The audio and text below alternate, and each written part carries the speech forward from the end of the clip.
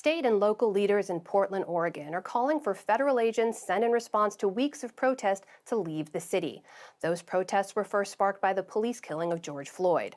Since their arrival, federal agents wearing military-style gear and sometimes driving unmarked vans have unleashed tear gas into crowds, rounded up and detained protesters, and even shot one man in the head with a non-lethal round, causing serious injury.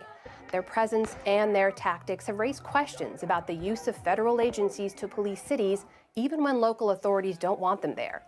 Jonathan Levinson has been reporting on all of this for Oregon Public Broadcasting, and he joins me now. Jonathan, welcome to the NewsHour. We should point out that those protests have been largely peaceful. There's been some vandalism, some property damage, but you've been following this. So tell me, when did you first notice there were federal agents, not local police, and who do we know that those federal agents are? So there's always federal agents at the federal courthouse, but there was an increased presence, and they played a much larger role starting around July 4th, and that's when sort of federal reinforcements came from the U.S. Marshals Special Operations Group and Customs and Border Protection's BORTAC, which is essentially their SWAT team. And that night, July 4th, and then since then, they've been playing a much more active role, clearing the protesters off the streets, in some nights right alongside Portland police. And as you mentioned, really venturing away from federal properties onto the city streets in order to effect arrests at times even.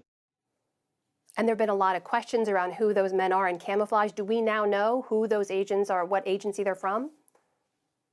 So yeah, just recently, about an hour ago, Acting Deputy Secretary for Homeland Security Ken Cuccinelli acknowledged that it was Homeland Security officers doing it, and basically said that this is a tactic they use. The U.S. Attorney in Oregon here, Billy Williams, announced an investigation, or he requested that Homeland Security Inspector General launch an investigation into possible arrests being done without probable cause. And there's a lot of questions about their tactics. You reported on the story of one protester, a man named Mark Pettibone. He says he was peacefully protesting on the evening of July 15th, taken into custody in an unmarked car by armed men in camouflage. From what you've been able to report, what exactly happened to Pettibone? So Pettibone's been protesting a couple nights a week since all of this started. On that was Wednesday night. He was protesting. It was sort of a festive atmosphere at these protests some nights, and this was one of those nights. They were dancing, there was music. He said he was playing Frisbee for a while. Around 2:30 in the morning, he and a friend walked back to their car, and a few blocks away from where the protests are from the federal courthouse, a minivan pulls up, 4 or 5 guys with rifles jump out. He said his beanie was pulled down over his head, blindfolding him. They tossed him in the van. One officer held his arms above his head while they drove around a little bit, and eventually he was unloaded inside a building, which only after he was released did he learn was the federal courthouse. While he was in there, they searched his stuff, they photographed him, they read him his rights. He was under the impression that he was being arrested. He asked for a lawyer, and very soon after he was released, they didn't give him any paperwork, they didn't give him any indication that he'd been charged with anything. He still isn't sure if he's been charged with anything.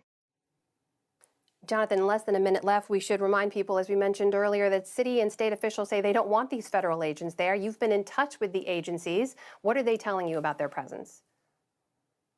Well, the federal agencies say that they are here to quell, they've called it mob violence. They've called the protesters criminals. The governor has said that their presence is a provocation and that they are unwanted here. The mayor has said that they should stay inside their buildings and not come out, and if they can't do that, then they should leave. That is Oregon Public Broadcasting's Jonathan Levinson joining us tonight with the latest on the protests in Portland. Thanks so much, Jonathan. Thank you.